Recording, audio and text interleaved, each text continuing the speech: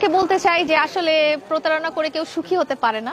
মানুষের সাথে বেইমানি করে, মানুষের খারাপ করে আসলে কেউ কখনো সুখী হতে পারে না। এখন একজন দেখতে পাচ্ছেন, কারণ জীবনে চলার পথে একজন নাই হয়ে গেছে, সেই জন্য আমি একজন দেখতে পাচ্ছেন আর কি। সকালে ঘুম থেকে উঠি, রাতে ঘুমাই, এইভাবেই কাটাচ্ছি আসলে। আমি যা নিয়ে কাটাচ্ছিলাম তাই নিয়েই আমার জীবনযাত্রা বা আমার ডেইলি লাইফের কোনো চেঞ্জ হয়নি। আমার লাইফটা যেরকমই ছিল আমি ওরকমই সকালে ঘুম থেকে উঠি, রাতে ঘুমাই, এইভাবেই কাটাচ্ছি আসলে। আমার কাছে আসলে কেউ পরামর্শ চাইতে আসেনি। যেটা হয়েছে যে আমি দেখলাম যে সবাই এখানে এক একজন জেম, মানে এক একজনের মধ্যে এত কোয়ালিটি, এত কোয়ালিফিকেশন, তারা নিজেরাই নিজেদের ক্ষেত্রে অনেক উজ্জ্বল নক্ষত্র। তো সবার সাথে পরিচিত হয়ে আমার আসলে ভালো লাগলো, কারণ এখানে বিভিন্ন পেশার, বিভিন্ন সমাজের এবং বিভিন্ন ধরনের আইডিয়াস আছে, যাদের বা মনে অনেক প্রতিভা আছে। এই ধরনের মানুষের সাথে আমি এখানে পরিচিত হলাম। আমার নিজের জীবনের জন্য অনেক কিছু আমি শিখতে পারলাম আসলে, যে তাদের কাছে কিভাবে ইন্সপায়ার্ড হওয়া যায়, তাদের কাছ থেকে কিভাবে উৎসাহিত হওয়া যায়, সেটাই দেখলাম। সামাজিক যোগাযোগ মাধ্যমে আমি আসলে সিরিয়াস কোনো বার্তা দেই না। সামাজিক যোগাযোগ মাধ্যমে আমি যেটা তুলে ধরি সেটা হচ্ছে আমার লাইফস্টাইলটা তুলে ধরি, বা আমার ডেইলি লাইফ বা আমার হবি, এটাই তুলে ধরি। আমি এখানে আসলে খুব যে একদম থিওরি বা খুব সিরিয়াস কোনো কিছু আমি করি না, সম্প্রচার করি না।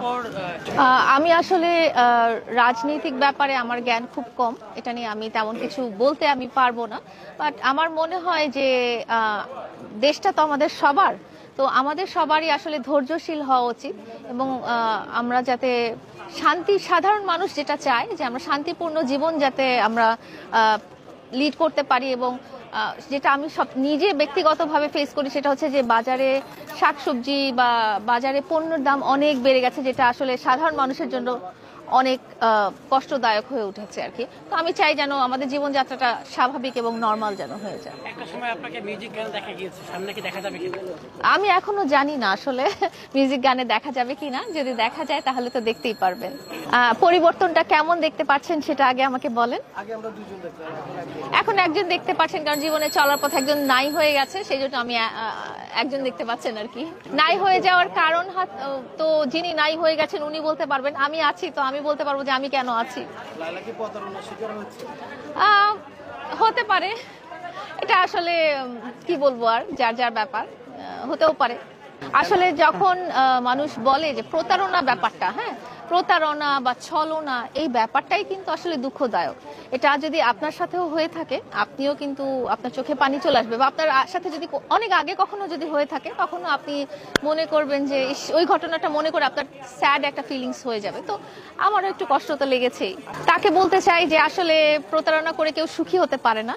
মানুষের সাথে বেইমানি করে, মানুষের খারাপ করে আসলে কেউ কখনো সুখী হতে পারে না। তো আপনারা যদি মনে করেন যে এভাবে লায়লাকে ঠকিয়ে বা লায়লাকে কষ্ট দিয়ে আমি যদি অনেক উন্নতি করতে পারবো লাইফে, তাহলে আমি তার জন্য দোয়াই করব আল্লাহর কাছে। আচ্ছা, এটা আমাকে দেওয়া হয়েছে সামাজিক যোগাযোগ মাধ্যমে ইনফ্লুয়েন্সার হিসেবে স্বীকৃতিটা দেওয়া হয়েছে। ওরা আমার সামাজিক যোগাযোগ মাধ্যমে যে প্ল্যাটফর্মগুলো আছে সেগুলো জাস্টিফাই করে তার বেসিসে আমাকে এই সম্মাননা দিয়েছেন, এবং অবশ্যই খুব ভালো লাগছে। যে কোনো ধরনের অ্যাওয়ার্ডই হচ্ছে অনেক ইন্সপায়ারিং। তো আমার এটা দেখে আরও অনেকেই ভালো কাজ করার জন্য উৎসাহিত হবে।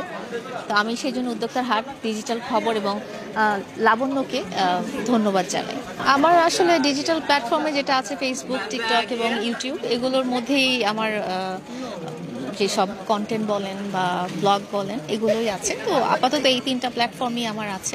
যদি কেউ ক্যারিয়ার হিসেবে, যেমন আমি ক্যারিয়ার হিসেবে নেইনি, হ্যাঁ, কিন্তু কেউ যদি চায়, এবং এখন অনেক আছে যারা ক্যারিয়ার হিসেবে নিয়েছেন এবং অনেক সফল, তো অবশ্যই নিতে পারেন। নতুন বাংলাদেশ আসলে যে কোনো কিছু নতুন অবস্থাতেই খুব আনস্টেবল থাকে। তো বাংলাদেশের যে অবস্থাটা, সেটাও আমার মনে হয়েছে যে আসলে সবকিছুর একটু টাইম দেওয়া দরকার, ধৈর্য ধরে অপেক্ষা করা দরকার। সবকিছু গঠনমূলক ব্যাপারে যখন পদক্ষেপ নেওয়া হয় সেটার একটু সময় লাগে। তো আমরা সাধারণ নাগরিক হিসেবে একটু সময় দিতে চাই সবকিছুকে।